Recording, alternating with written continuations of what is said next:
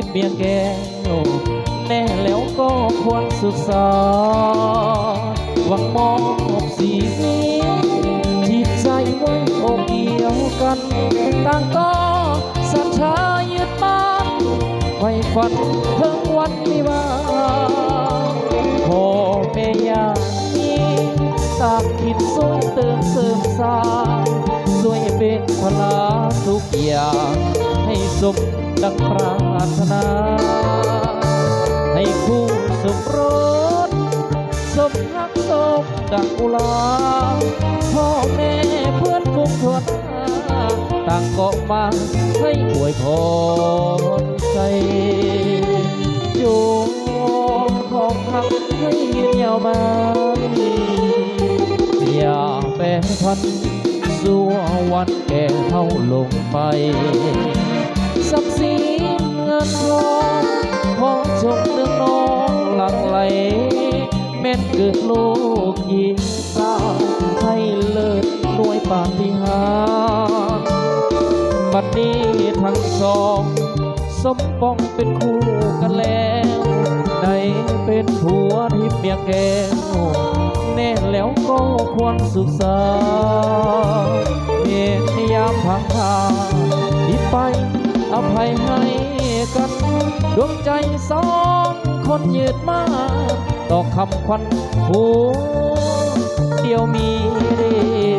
เดียว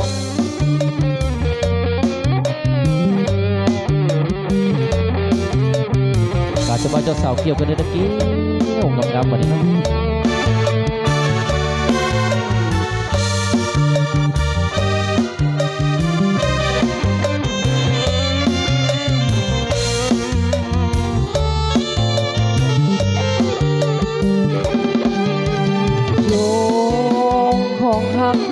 ยืนยามัน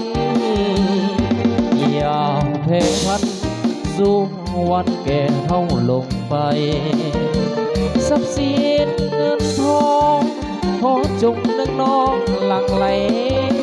แม้นเกิดลูกหญิงสายให้เลิกด้วยปาฏิหาริย์บัดนี้ทั้งสองสมปองเป็นคู่กันแล้วได้เป็นผัวที่เมียแก้วแน่แล้วก็ควรศึกษาเมียยามพังพาที่ไปอภัยให้กัน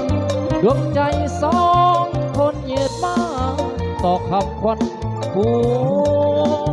เดียวมีเดียวเอาสมมตินักเสียงเพลงของเพชรเดียวกันมาให้ทั้งเจ้าสาวเกี่ยวกับตะกี้งาม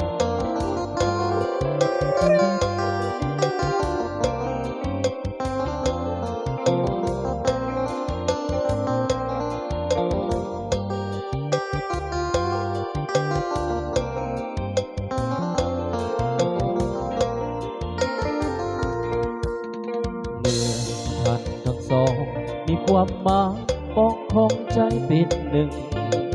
ด้วยความหักสุดซึ้งยืนยันว่าสองไม้ป้องเป็นคู่ส่วนชีวิตทั้งสองบังวมเป็นทองแผ่นเดียวคงอยู่ส่วนชีวิตโอสูจะอยู่ด้วยกันจนวันแก่เท่ายินดีที่มีงานมีว่าเปิดมินลงตาตั้งก็มาทางนามาห่วมใจกันสร้างฝันให้ท่านสุขโส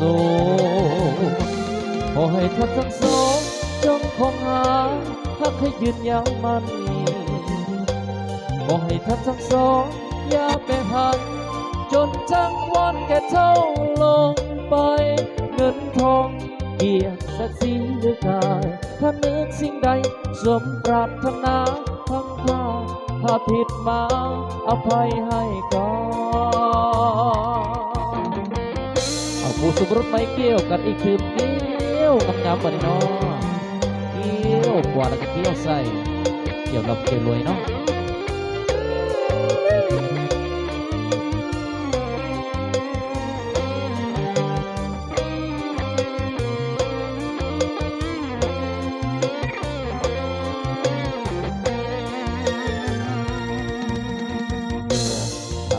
สอง มีความหมายปองของใจเป็นหนึ่งด้วยความหักสุดซึ้งยืนยันว่าสองไม้ปองเป็นคู่ส่วนชีวิตทั้งสองหวังรวมเป็นทองแผ่นเดียวคงอยู่ส่วนชีวิตสูจะอยู่ด้วยกันจนวันแก่เท่ายินดีที่มีงานมีวาวเพิ่นมินลงตาตั้งก็มาทางนา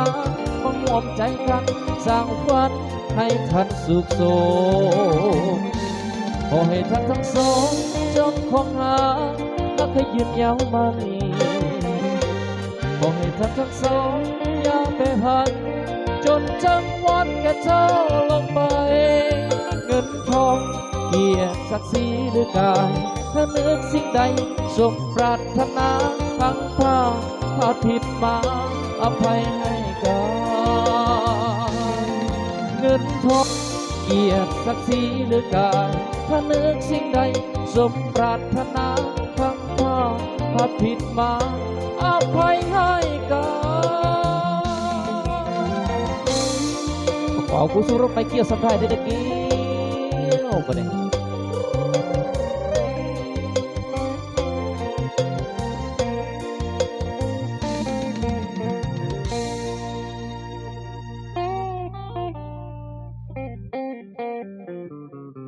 ก็ส่งผลงานเสียงเพลงโมบายทั้งเจ้าพ่อเจ้าสาว